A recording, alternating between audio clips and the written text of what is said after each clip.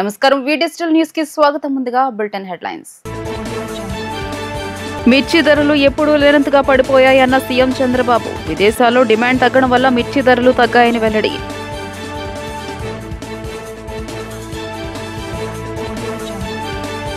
బడులు తెరిచే నాటికి విద్యార్థులకు కిట్లు పంపిణీ చేయాలన్న మంత్రి నారా లోకేష్ టీచర్లకు ఇకపై ఒకటే యాప్ ఉండాలని అధికారులకు ఆదేశం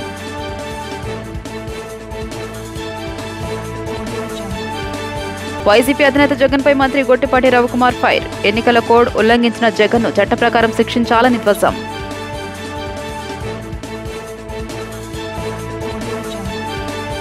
గతంలో ఎప్పుడూ లేనంతగా ఈ ఏడాది అనూహ్యంగా మిర్చి రేట్లు పడిపోయాయని సీఎం చంద్రబాబు అన్నారు. ఈ ఏడాది విదేశాల్లో డిమాండ్ కు తగ్గడం వల్ల మిర్చి రైతులు భారీగా నష్టపోయే పరిస్థితి వచ్చిందని అన్నారు. మిర్చి రైతులను ఆదుకోవాలని రైతులకు మేలు చేయాల్సిన అవసరం ఉందని ఆయన తెలియజేశారు. ఢిల్లీలో సీఎం చంద్రబాబు మీడియాతో మాట్లాడుతూ ఢిల్లీలో కేంద్ర వ్యవసాయ శాఖ మంత్రి కార్యాలయంలో కేంద్ర మంత్రి శివరాజ్ సింగ్ చౌహాన్తో వీడియో కాన్ఫరెన్స్ ద్వారా చర్చించిన సీఎం మిర్చి ఎగుమతులు ప్రోత్సహించి రైతులను ఆదుకోవాలని కోరారు. మిర్చి ఎగుమతులు ఎందుకు తగ్గాయో ఆలోచించాల్సిన అవసరం ఉందన్నారు. మిర్చి ఎగుమతులను ప్రోత్సహించాల్సిన అవసరం ఉందని సాగు ఖర్చులను రియలిస్టిక్ గా లెక్కలు వేసి ధరలు నిర్ణయించాలని పేర్కొన్నారు. ధరల స్థిరీకరణ కోసం ఏం చేయాలో ఆలోచిస్తామన్న ఆయన రైతులను ఆదుకోవడం గురించి కేంద్రం రాష్ట్ర ప్రభుత్వం ఆలోచిస్తున్నాయని చెప్పారు. కేంద్ర వాణిజ్య శాఖతో మరిన్ని సంప్రదింపులు జరుపుతామని ప్రభుత్వమే సేకరించాలంటే కొన్ని సమస్యలు ఉన్నాయన్నారు. రైతులు నష్టపోకుండా ఏం చేయాలో అవన్నీ చేస్తామని చెప్పారు. కేంద్ర వాణిజ్య శాఖతో మరిన్ని సంప్రదింపులు జరుపుతామని వెల్లడించారు. అయితే అనూహ్యంగా ఈ సంవత్సరం వేరే దేశాల్లో డిమాండ్ తగ్గడం మన రైతులకు చాలా నష్టపోయే పరిస్థితి వచ్చింది. ఆ విషయమే మంత్రి గారికి చెప్పాను. ఎట్టి పరిస్థితుల్లో రైతులను ఆదుకునే బాధ్యత మన మీద ఉంది. రైతులను ఆదుకోవాల్సిన అవసరం ఉంది. ఏదైతే ఏ విధంగా ఆదుకోవాలనో వారికి అంతా కూడా సజెషన్స్ ఇచ్చాం.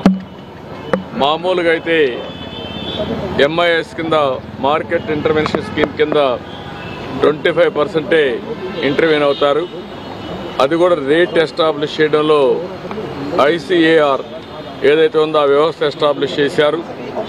వాళ్ళు కూడా ప్రాక్టికల్ రేట్ కాకుండా ఆంధ్రప్రదేశ్లో ఉండే కాస్ట్ ఆఫ్ కల్టివేషన్ తీసుకోకుండా వాళ్ళు ఒక రేట్ ఇచ్చే పరిస్థితికి వచ్చారు. అవన్నీ సరిచేయాలని చెప్పాను.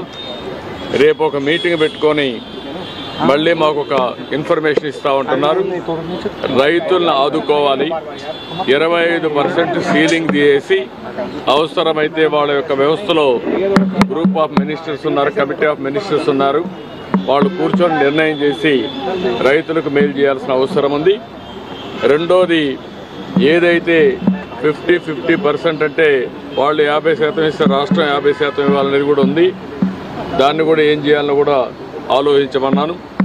ఏదేమైనా రాష్ట్రంలో ఉండే రైతులకు న్యాయం చేయాల్సిన బాధ్యత ఉంది.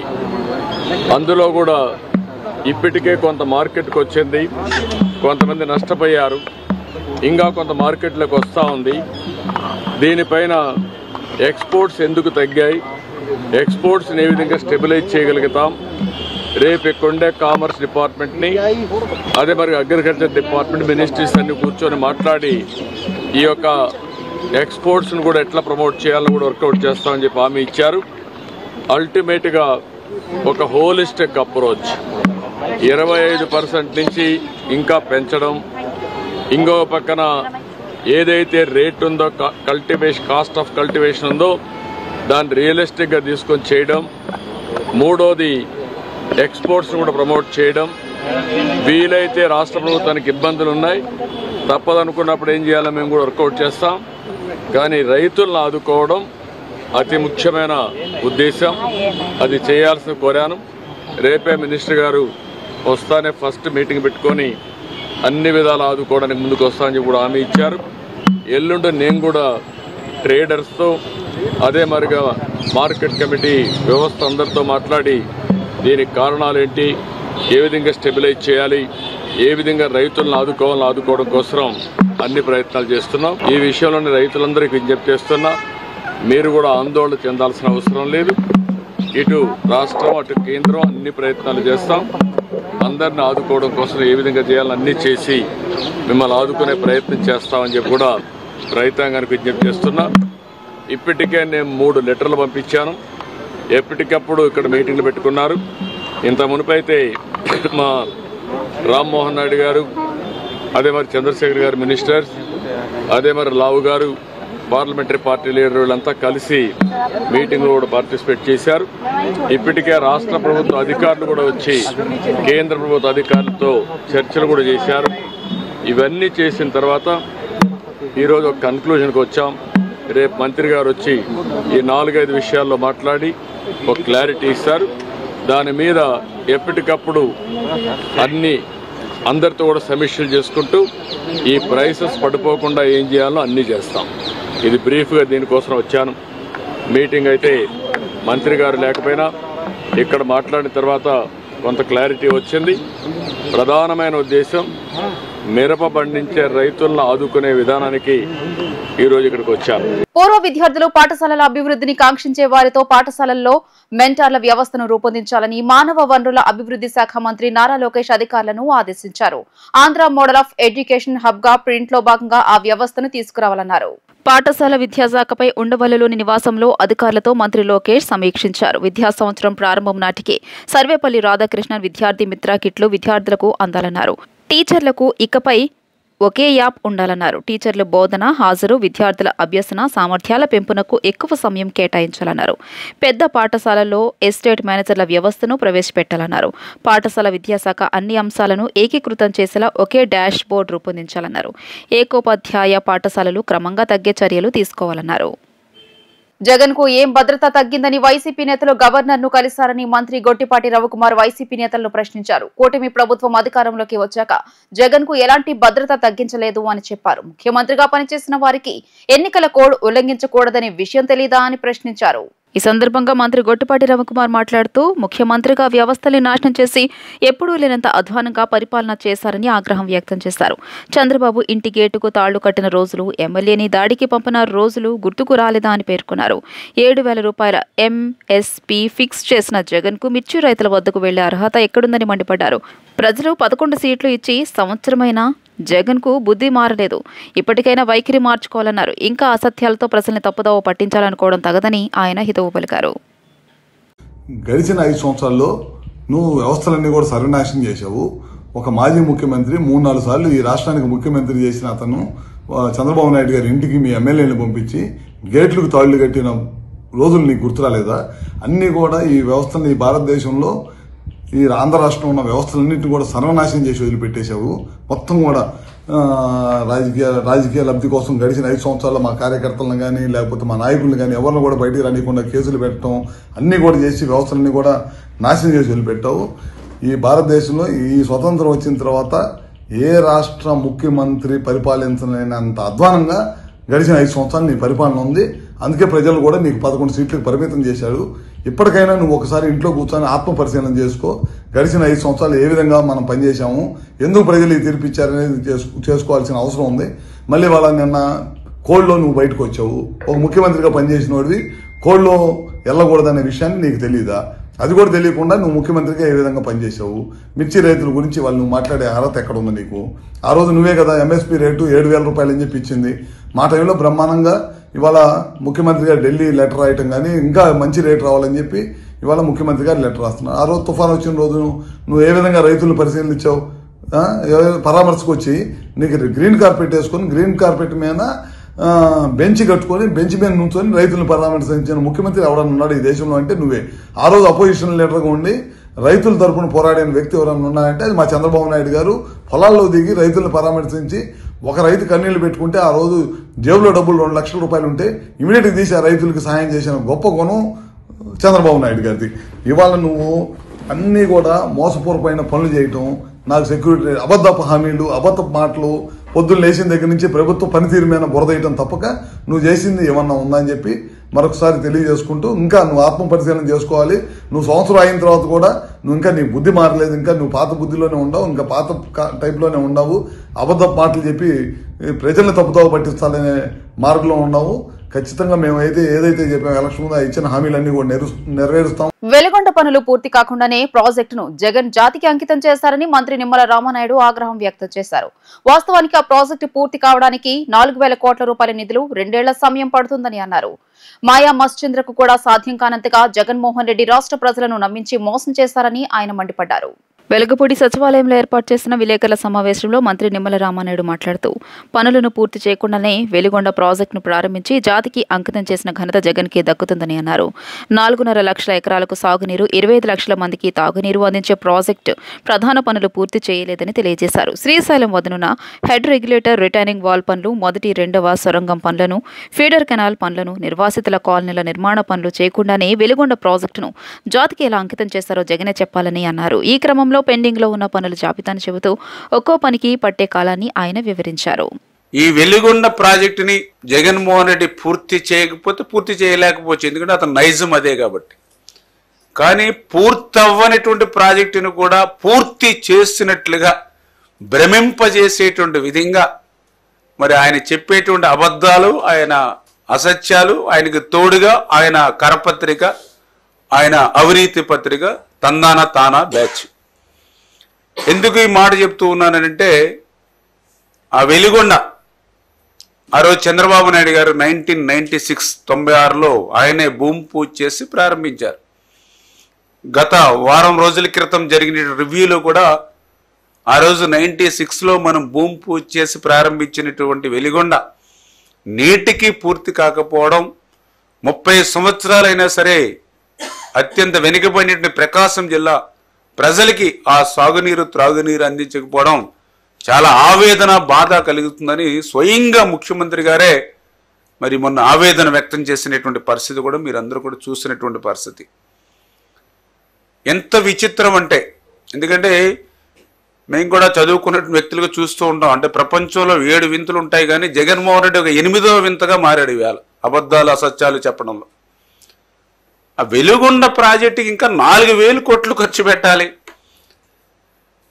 ఆ వెలుగొండ ప్రాజెక్టుకి గట్టిగా అంటే చంద్రబాబు నాయుడు గారు లాంటి ముఖ్యమంత్రి 24x7 ఆయన కష్టపడినట్లుగా కష్టపడితే మినిమం లేదంటే లేదు 1.5 నుంచి 2 సంవత్సరాలు పడుతుంది అన్నటువంటి పరిస్థితి అది వెలుగొండ. అటువంటి వెలుగొండని జాతికి అంకితం చేసేసినటువంటి మహానుభావుడు జగన్మోహన్ రెడ్డి. అటువంటి వెలుగొండని పూర్తి చేసేస్తే మరి వేళ నీళ్ళు ఇవ్వలేకపోతున్నారని చెప్పి మళ్ళీ అబద్ధాలు, అసత్యాలు వాళ్ళ పత్రిక ద్వారా కానీ లేదా జగన్మోహన్ రెడ్డి నోటి ద్వారా కూడా వచ్చేటువంటి వాక్యాలు. అందుకే ఈయన ఒక 8వ వింత జగన్మోహన్ రెడ్డి ప్రపంచంలో ఇటువంటి అబద్ధాలు, అసత్యాల్లో. ఎందుకంటే అక్కడ కనీసం ఒక చుక్క నీరు వచ్చేటువంటి పరిస్థితి లేదు. ఆర్ఎండ్ఆర్కి సంబంధించి నిర్వాసితులకు ₹1 ఇచ్చినటువంటి పరిస్థితి లేదు. ఏవైతే పునరావాస కాలనీలు ఏవైతే ఉన్నాయో వాటికి 1 అరబస్తా సిమెంట్ పెట్టినటువంటి పరిస్థితి లేదు. ఫీడర్ కెనాల్ ఏదైతే ఉందో దాన్ని గాలిలో కలిసిపోయినటువంటి పరిస్థితి. ఇటువంటి స్థితిలో జాతికి అంకితం అని అంటే అక్కడ ప్రజలు నుంచి తిరుగుబాటు వస్తే ఆ రోజు తనకున్నటువంటి వ్యవస్థనంతా కూడా ఉపయోగించి ఆ రోజు ఆ జాతికి అంకితం ఏ విధంగా చేశాడో ప్రజలందరూ కూడా గమనించినటువంటి పరిస్థితి. మరి రివ్యూ చేస్తూ ఉంటే ఏదైతే హెడ్ రెగ్యులేటర్ అంటే స్టార్టింగ్ అంటే శ్రీశైలం ఫ్లోర్ షో ఏదైతే ఉందో అక్కడ హెడ్ రెగ్యులేటర్ ఏదైతే ఉందో ఆ హెడ్ రెగ్యులేటర్కి సంబంధించి ఇంకా వింగ్స్ కానీ, రిటర్న్స్ కానీ, రిటైనింగ్ వాల్ కానీ పూర్తి కాలేదు. అవి పూర్తి కాకుండా నీళ్లు కానీ వదిలితే రేపొద్దు టన్నెల్స్ కూడా ఎందుకంటే కంట్రోల్ కాక మొత్తం ప్రమాదంలో పడేటువంటి పరిస్థితి. అంటే అవి వెలుగుండే ప్రశ్నార్థం అయిపోయేటువంటి పరిస్థితి. మరి అటువంటి స్థితి ఉండగా నువ్వు జాతికి అంకితం అని ఎట్లా మోసం దాగా చేశావు? సరే, హెడ్ రెగ్యులేటర్ దాటి కొంచెం ఫ్రంట్కి వస్తే మనకి టన్నెల్స్ 2 టన్నెల్స్ ఉన్నాయి, tunnel 1, tunnel 2.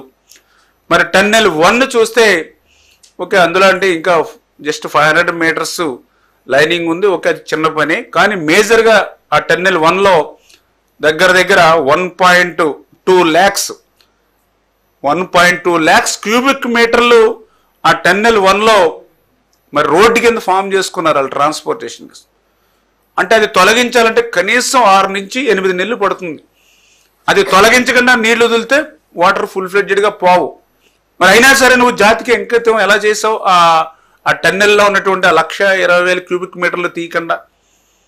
Okay, next tunnel 2కి వచ్చాం. ఆ టన్నెల్ 2కు సంబంధించి ఏదైతే టన్నెల్ 1లో తవ్వినటువంటి మట్టి అంతా కూడా దగ్గర 2 లక్షల క్యూబిక్ మీటర్ల మట్టి మరి ఏదైతే ఆ టన్నెల్ 2కి ముందేసాం. అంటే రేపు ఆ 2 లక్షల మట్టి తీయకపోతే వాటర్ వదిలినా కూడా ముందుకెళ్ళేటువంటి పరిస్థితి లేదు.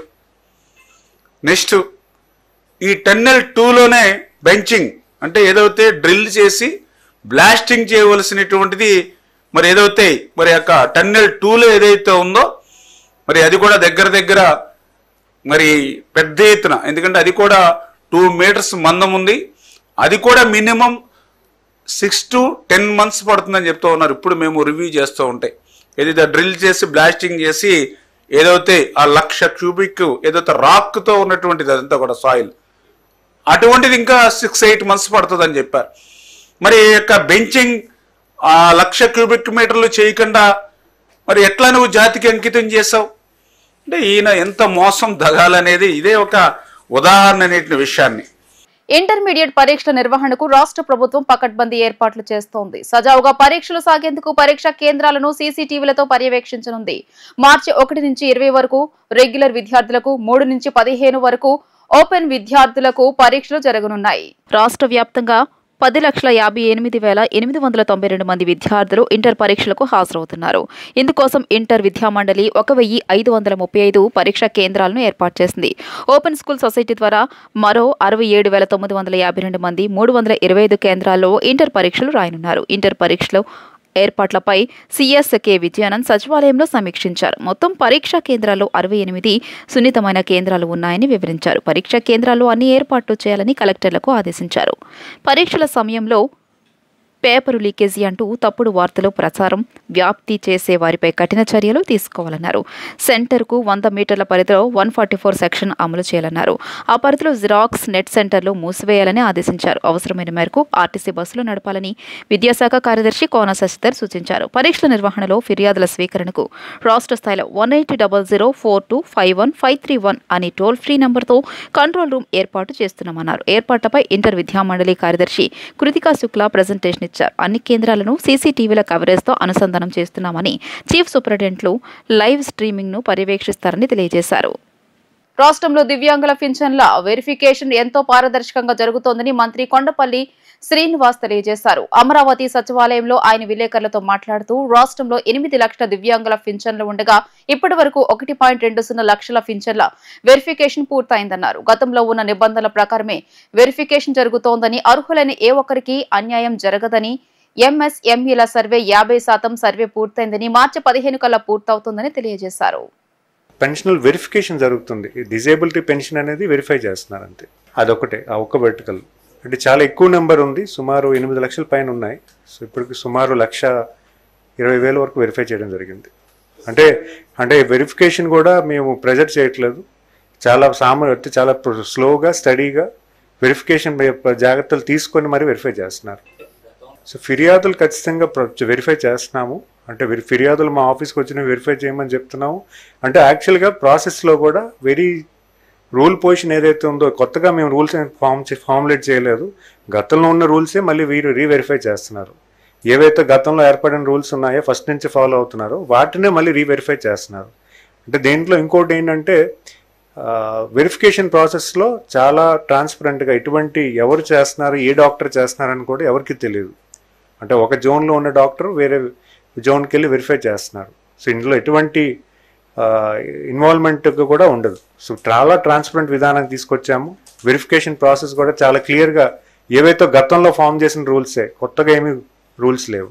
కార్మికులకు ఉచితంగా ఉత్తమ వైద్య సేవలు అందించాలనే లక్ష్యంతోనే ఈఎస్ఐ ఆసుపత్రులు ఏర్పాటు జరిగిందని, అటువంటి లక్ష్యానికి విఘాతం కల్పించే వైద్యులు, సిబ్బందిని ఉపేక్షించబోమని రాష్ట్ర కార్మిక శాఖ మంత్రి వాసంశెట్టి సుభాష్ హెచ్చరించారు. రాజమండ్రిలో విధుల పట్ల వైద్యులు, సిబ్బంది నిర్లక్ష్య ధోరణిని స్వయంగా గమనించిన తర్వాతే 5 వైద్యులను, 4 అవుట్సోర్సింగ్ సిబ్బందిని సస్పెండ్ చేసినట్లు తెలియజేశారు. అమరావతి సచివాలయంలో మంత్రి వాసంశెట్టి సుభాష్ విలేకరులతో మాట్లాడుతూ రాష్ట్రంలో ప్రస్తుతం ఉన్న 78 డిస్పెన్సరీలకు అదనంగా మరో 18 డిస్పెన్సరీలను మంజూరు చేస్తామన్నారు. ప్రతి జిల్లా కేంద్రంలోనూ ఏసీ డిస్పెన్సరీ పెట్టే యోచనలో తమ ప్రభుత్వం ఉందన్నారు. కొత్తగా 30 ఈఎస్ఐ డిస్పెన్సరీలను నిర్మించాలని భావిస్తున్నామన్నారు. కొన్ని ఈఎస్ఐ ఆసుపత్రులు ల్యాబ్ పరికరాల కొరత ఉన్నమాట వాస్తవమేనన్నారు. అమరావతిలో 500 పడకల ఈఎస్ఐ సెకండరీ కేర్ ఆసుపత్రితో పాటు ఈఎస్ఐ మెడికల్ కళాశాలను, 150 పడకల సూపర్ స్పెషాలిటీ ఆసుపత్రి ఏర్పాటుకు ఈఎస్ఐ డైరెక్టర్ జనరల్కు పంపమన్నారు. తిరుపతి ఈఎస్ఐ ఆసుపత్రిని 50 నుంచి 100 పడకలకు పెంచే చర్యలు చేపట్టామన్నారు. విశాఖ ఫార్మాసిటీలో మొబైల్ ఐసీ యూనిట్ ఏర్పాటు చేయనున్నట్లు తెలియజేశారు. అలాగే ఈ 9 నెలల్లో మేము వచ్చిన ఈ 9 నెలల్లో సుమారు అమరావతిలో 500 పడకల ఆసుపత్రి ఈఎస్ఐ ఆసుపత్రి నమోదు ఇవ్వటం కానీ, అలాగే ఈఎస్ఐ మెడికల్ కాలేజ్ 150 పడకల ఆసుపత్రి కానీ, అలాగే సూపర్ స్పెషలిస్ట్ హాస్పిటల్ కానీ, అలాగే తిరుపతి 50 బెడెడ్ నుంచి 100 బెడెడ్ హాస్పిటల్ కింద చేయటం కానీ, సుమారు ఈ తిరుపతి ఒక్క విషయంలోని 97 రెగ్యులర్ పోస్టులు, 94 అవుట్సోర్సింగ్ పోస్టులు కూడా సృష్టించబడి వాళ్ళ ఉపాధి కల్పనలో మెరుగైన సౌకర్యాలు అందించడం జరుగుతూ ఉంది. కొత్తగా ఈ 30 డిస్పెన్సరీ ఈఎస్ఐ డిస్పెన్సరీలు కూడా మేము ప్రతి హెడ్ క్వార్టర్స్లోని పెట్టాలని చెప్పి, హెడ్ క్వార్టర్స్తో పాటు ఐపీని బట్టి అక్కడ పెట్టాలని చెప్పి నిర్ణయించడం జరిగింది. అలాగే మా ఈఎస్ఐ డైరెక్టర్ గారు కూడా పూర్తిగా ఈ యొక్క డిస్పెన్సరీల మీద, ఈ హాస్పిటల్స్ మీద క్షుణ్ణంగా పరిశీలించి ఎక్కడ ఏ అధికారి నిర్లక్ష్యం వహించినా ఉపేక్షించేది మాత్రం ఉండదని మాత్రం క్లియర్గా చెప్తా ఉన్నాం. అలాగే అతి త్వరలో ఆల్రెడీ ఎలమెంచిల్లో కూడా మేము ఒక 30 బెడెడ్ హాస్పిటల్ కూడా మేము వచ్చిన తర్వాత శంకుస్థాపన చేయడం జరిగింది. అదేవిధంగా ఈ యొక్క కెమికల్ ఫ్యాక్టరీస్లో కూడా తరచూ చిన్న ఇన్సిడెంట్లు జరిగిన తర్వాత ఈ బర్న్ వార్డ్ అనేది కొద్ది దూరంగా ఉండటం వల్ల కొద్ది హాస్పిటల్కి చేరేలోగానే మృత్యువాత పడతా ఉన్నారు.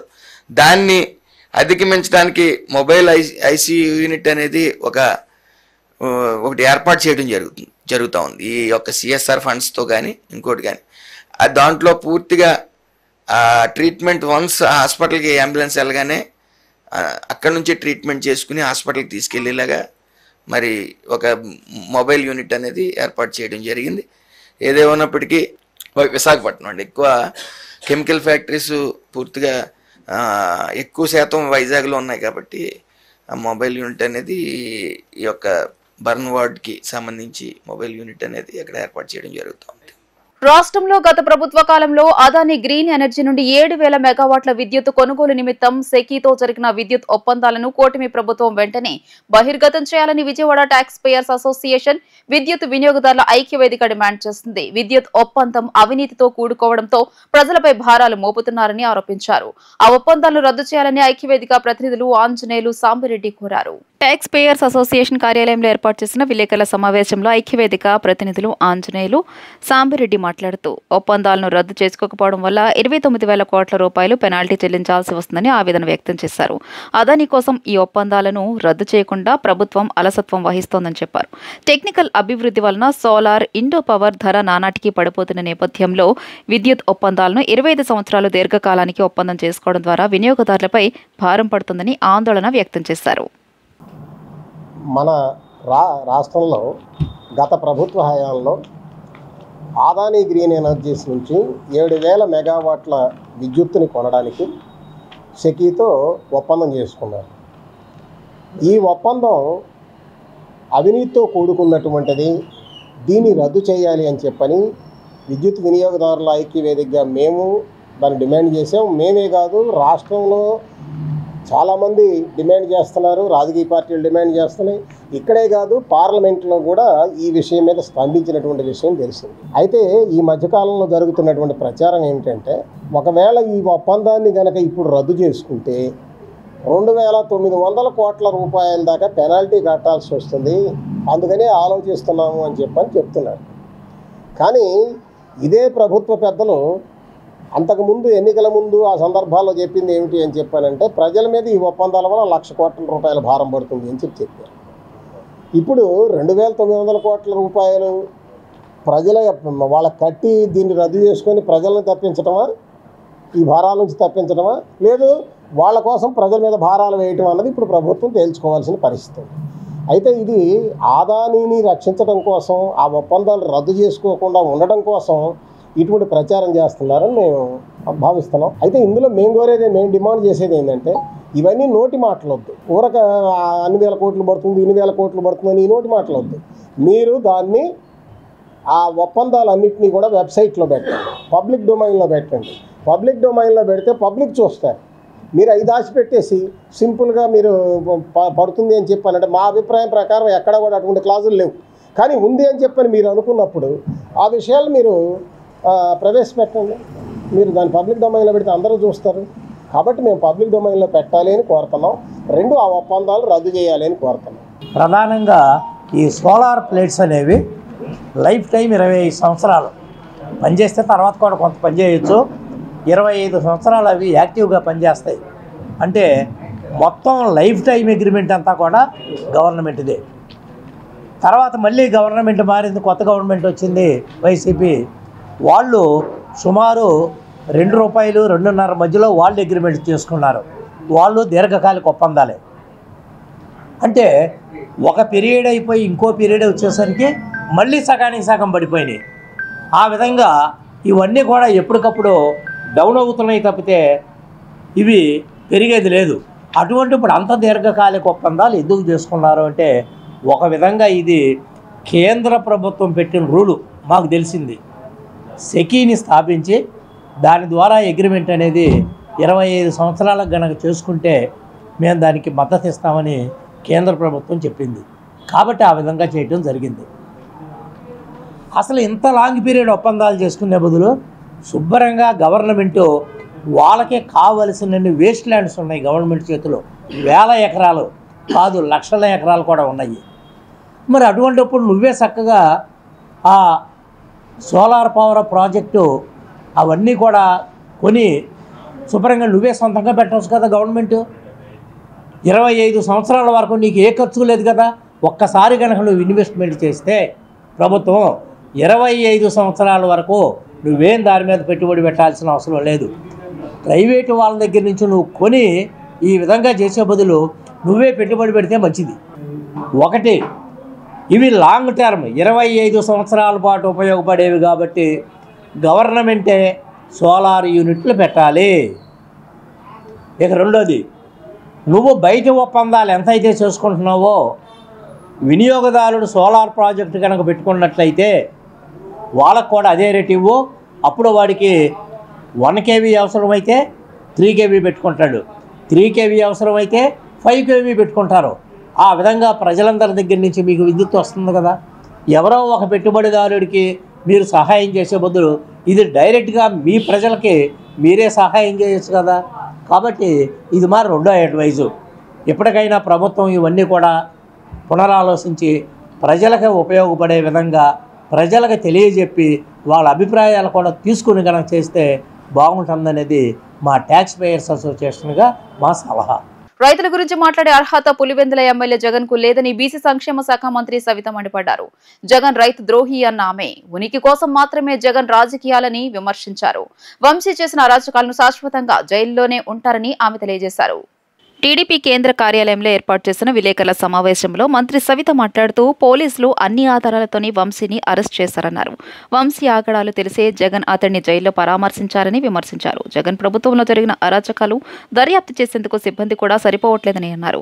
వైఎస్ఆర్సీపీకి జైలు పక్షులు కొత్త కాదన్నారు. రానున్న రోజుల్లో 90% వైఎస్ఆర్సీపీ నేతలు జైల్లోనే ఉంటారని ఆమె వెల్లడించారు. జగన్మోహన్ రెడ్డి గారు మరి వంశీ గారిని అరెస్ట్ చేస్తే ఎంత విలవిలాడిపోతున్నారో. మరి చట్టబద్ధంగా మేము రాజారెడ్డి రాజ్యాంగం కొనసాగించటం లేదు, డాక్టర్ బిఆర్ అంబేద్కర్ రాజ్యాంగాన్నే ఆంధ్రప్రదేశ్లో నడుస్తుందన్న విషయం మీరు గుర్తుంచుకోండి. చట్టం తన పని తను చేసుకుంటూ పోతుంది. ఏందండి మీరు మాట్లాడడం?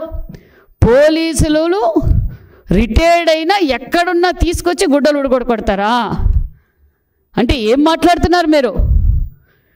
మీకేమన్నా మీరు వాడుతున్న మెడిసిన్ పనిచేస్తూ ఉందో లేదో లండన్ మెడిసిన్ ఒకసారి చెక్ చేయించుకోండి, లేదా డోస్ పెంచుకోండి. మీరు ప్రజాస్వామ్యంలో ఉన్నారా లేకపోతే ఏమనుకుంటున్నారో మాకు అర్థం కావడం లేదు. మరి మీరు చట్టాల గురించి పోలీసుల గురించి మాట్లాడే అర్హతే మీకు లేదు. కనీసం ఒక మాజీ ముఖ్యమంత్రి కూతురు, మాజీ ముఖ్యమంత్రి గారి భార్య మాజీ మంత్రి భార్య, అదంతా కాకపోయినా ఒక చారిటీ నడుపుతూ ఎంతోమంది విద్యార్థులకు విద్యాదానం చేస్తూ, ఎంతోమందికి వైద్య దానం చేస్తూ, ఎంతోమందికి ఉపాధి చూపిస్తూ, ఒక పక్క కరువు కావచ్చు, ఒక పక్క వరదలు కావచ్చు, ఏ సమయమైనా నేను సైతం అంటూ ఎంతో ప్రజాసేవ చేస్తూ, రాజకీయాలకు అతీతంగా, పార్టీలకు అతీతంగా అందరికీ ఒక స్ఫూర్తిగా ఉండే మానవతా మూర్తి బూనమ్మ గారిని అసెంబ్లీ సాక్షిగా అసభ్యకరంగా మాట్లాడుతుంటే మీరు ఏం చేశారండి? పైచాచికత ఆనందం పొందారు. మీరు మాట్లాడతారా చట్టాల గురించి? అమరావతి మహిళల్ని ఏం చేశారండి? అంతేకాకుండా మరి మా మీద గత 5 సంవత్సరాల్లో నా మీద ఎన్ని కేసులు పెట్టారు? నా క్రషర్లో నేనే దొంగతనం చేశాను, రాత్రి అర్ధరాత్రిలో మీరు కేసులు కడతారు, సెక్షన్లు కూడా మీరే చెప్తారు పోలీసులకు. మరి అప్పుడు కనిపించలేదా మీకు? అంతేకాకుండా మరి అచ్చెన్నాయుడు గారిని ఏం చేశారు? అదేవిధంగా స్పీకర్ అయ్యన్న పాత్రుడు గారిని ఏం చేశారు? మరి కొల్లు రవీంద్ర గారు కావచ్చు, జేసీ ప్రభాకర్ రెడ్డి గారు కావచ్చు, అదేవిధంగా త్రిపులార్ గారు, మరి వీళ్ళంతా కనిపించకపోయినా కనీసం ఎంతో సీనియర్ నాయకులు, ప్రపంచంలోనే గుర్తింపున్న నాయకుడు, భవిష్యత్ తరాలకి ఎంతో విజనరీ కలిగిన నాయకుడు మరి మాన్యశ్రీ నారా చంద్రబాబు నాయుడు గారు కూడా అక్రమ కేసులో అరెస్ట్ చేశారు. మరి మీరు మాట్లాడుతున్నది ఏంటి? ఒక ముఖ్యమంత్రిగా మాట్లాడుతున్నారా మీరు? ఒక మాజీ ముఖ్యమంత్రిగా మీరు మాట్లాడితే మీరు మాట్లాడే తీరదేనా?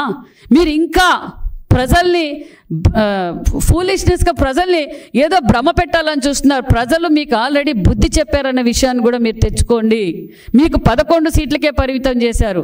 మీరు ప్రజల గురించి పోరాటం చేయాలని గత 5 సంవత్సరాల్లో మాన్యశ్రీ ముఖ్యమంత్రి చంద్రబాబు నాయుడు గారు ప్రజల కోసం మా పార్టీ ఏ విధంగా కష్టపడిందో ఒక్కసారి టీవీలో చూడండి. వార్తలు ముగించే ముందు హెడ్లైన్స్ మరోసారి. మిర్చి ధరలు ఎప్పుడూ లేనంతగా పడిపోయాయన్న సీఎం చంద్రబాబు. విదేశాల్లో డిమాండ్ తగ్గడం వల్ల మిర్చి ధరలు తగ్గాయని వెల్లడి.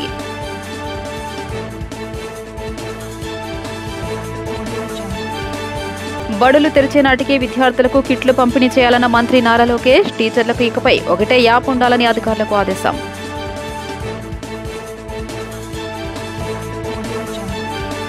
వైసీపీ అధినేత జగన్పై మంత్రి గొట్టిపాటి రవికుమార్ ఫైర్. ఎన్నికల కోడ్ ఉల్లంఘించిన జగన్ను చట్ట ప్రకారం శిక్షించాలని ధ్వజం.